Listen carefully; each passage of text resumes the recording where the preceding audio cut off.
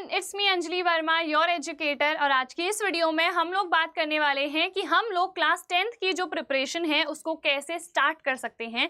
जो भी बच्चे 2025 में बोर्ड एग्जाम्स देने वाले हैं उनको कैसे अभी से प्रिपरेशन स्टार्ट कर देनी है सो दैट बिल्कुल भी हेक्टिक ना हो। ठीक है, हम लोग बहुत ही स्मूथली पढ़ते भी जाएं, मजे भी करते जाएं। क्लास 10th एक ऐसी क्लास होती है जो सबसे ज्यादा मेमोरेबल रहती है। ठीक है, तो इस क्लास को ना एंजॉय भी करना है, पढ़ना भी है, लिमिटेड पढ़ना है। ठीक है, ऐसा नहीं है कि 8-8 घंटे पढ़ लेना है, नहीं, रेगुलर बेसिस पे पढ़ना है बट कम पढ़ना है, क्योंकि कंसिस्टेंसी अगर आपने मेंटेन कर ली ना तो वो ज्यादा बेनिफिशियल होगा दैन कि आप एक ही दिन में बस 8 घंटे पढ़ दे रहे हो।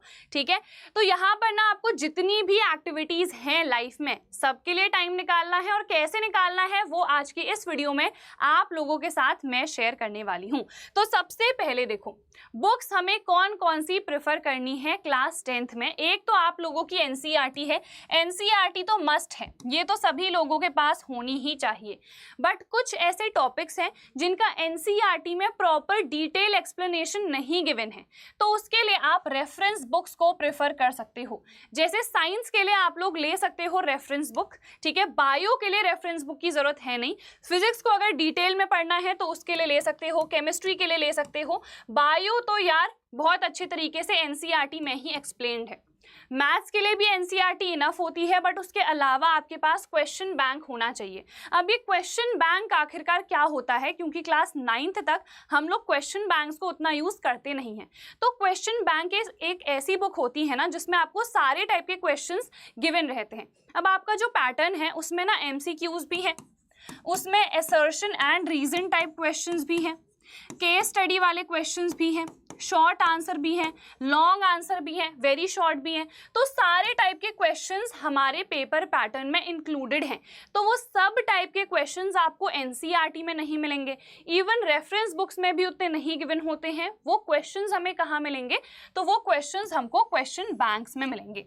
समझ में आ गया? किसी भी पब्लिकेशन का आप ले सकते हो अच्छा सा क्वेश्चन बैंक।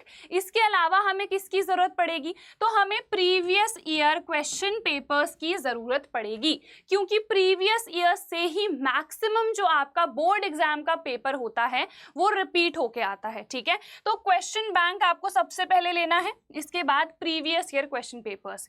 ये चाहो तो अपने सीनियर्स से आप लोग मांग सकते हो, या फिर बुक्स आती हैं लास्ट 10 ईयर्स पेपर जिसमें सॉल्व होते हैं, तो मैं तो यही सजेस्ट करूंगी लास्ट 10 ईयर्स आप लोग डेफिनेटली सॉल्व करना। और अगर बुक नहीं अफोर्ड कर पा रहे हो कोई बात नहीं, इंटरनेट में पीडीएफ्स आप लोगों को मिल जाएंगी, टेलीग्राम पर भी मिल जाएंगी, तो वहां पर से ये आप डाउनलोड कर सकते हो। ठीक है, उसके अलावा सैम्पल क्वेश्चन पेपर्स ये आते हैं लास्ट में, ये अभी लेने की जरूरत नहीं है। जब एक्चुअल में सैम्पल क्वेश्चन पेपर हमारा रिलीज होता है ऑफिशियल वाला, उसके बाद ही आप लोग ये वाली बुक खरीदना। तो यहाँ पर हमें सैम्पल पेपर्स यानी कि जो मॉडल पेपर्स होते हैं कि एग्जैक्टली हमारा किस तरीके से पेपर आने वाला है, एग्जैक्ट वही पैटर्न के बेसिस पे होते हैं ये सैम्पल क्वेश्चन पेपर्स।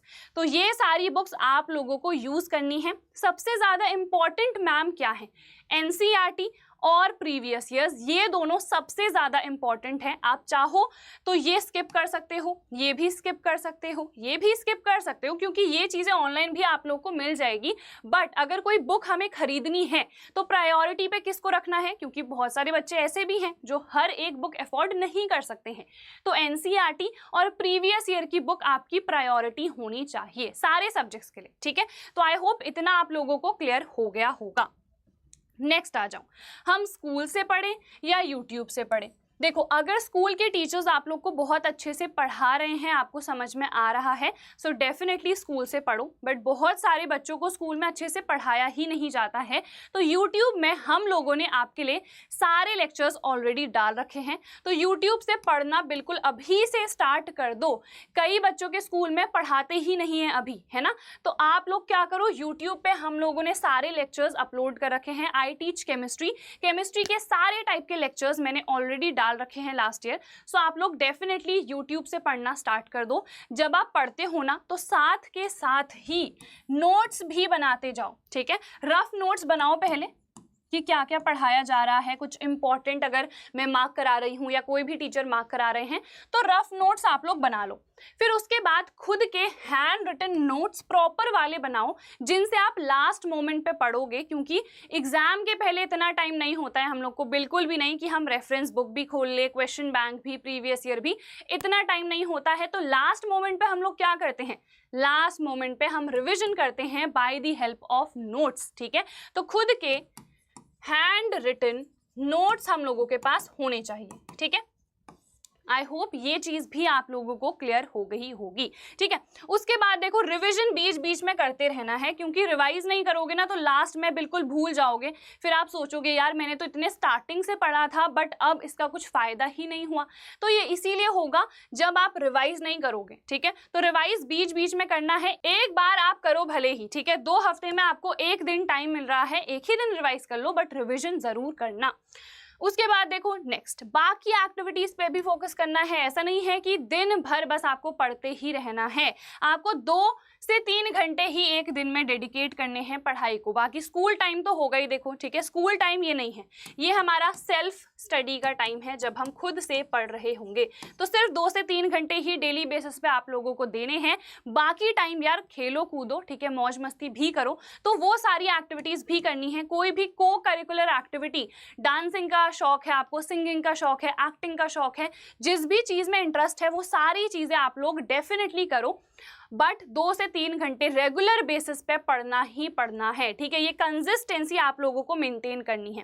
ट्यूशन जाने की बिल्कुल भी जरूरत नहीं है, क्योंकि टाइम वेस्ट होगा। ट्यूशन जाओगे, पहले घर आओगे, तैयार होगे, फिर घूमने ही चले जाओगे, फिर ये जो हमारे 2 से 3 घंटे हैं ना, ये तो आप पढ़ोगे नहीं, फिर बस घूमते ही रहोगे। तो आपको ट्यूशन नहीं जाना है, टाइम वेस्ट होगा, पैसा वेस्ट होगा, एनर्जी वेस्ट होगा। ठीक है, तो इसीलिए आप लोगों को सेल्फ स्टडी करनी है। कैसे करनी है तो ऑलरेडी मैंने बता दिया है, यूट्यूब की हेल्प से आप लोग खुद से पढ़ने लग जाओ, और जो स्टडी मटेरियल्स अभी मैंने आप लोगों को बताए थे ना, इनको पहले से ही कलेक्ट कर लेना। ठीक है, चाहो तो जो हमारे पास यूज्ड बुक्स होती हैं, जैसे हमारे सीनियर्स की हैं, उनको यूज़ कर लो। देखो ऑब्वियसली जो पुरानी बुक्स होती हैं ना, वो थोड़ी ज़्यादा हेल्पफुल होती हैं, क्योंकि उसमें कुछ चीज़ें मार्क्ड रहती हैं ऑलरेडी कि ये क्वेश्चन इंपॉर्टेंट है, ये टॉपिक इंपॉर्टेंट है, तो वो आपके लिए हेल्पफुल होगा ही होगा। तो किसी सीनियर से आप बुक्स भी ले सकते हो। ठीक है, तो आई होप ये जितनी भी चीज़ें स्टार्टिंग से लेके अभी तक मैंने आप लोगों को बताई हैं, आप लोगों को समझ में आ गई होंगी।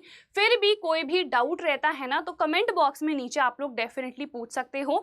कुछ बच्चे ये भी पूछते हैं कि मैम टेस्ट भी होते रहते हैं बीच में, तो क्या हम टेस्ट के लिए भी पढ़ें? बिल्कुल पढ़ो। देखो टेस्ट के लिए अगर आप पढ़ोगे ना, तो आप प्रिपेयर्ड रहोगे कि हाँ एग्जाम के लिए हमें अच्छे से पढ़ना है, अदरवाइज तो बिल्कुल ही मौज मस्ती ही चलती रहेगी। देखो मैंने अगेन मना नहीं करा मौज मस्ती के लिए, बिल्कुल भी मौज मस्ती भी करो। ठीक है, एंजॉय भी करो, क्योंकि क्लास 10th बहुत ही मेमोरेबल क्लास रहती है, बट इसके साथ साथ पढ़ाई भी हम लोग को करते रहनी है। ठीक है, चलो with this we are ending our today's video. Definitely इस चैनल को सब्सक्राइब कर लेना।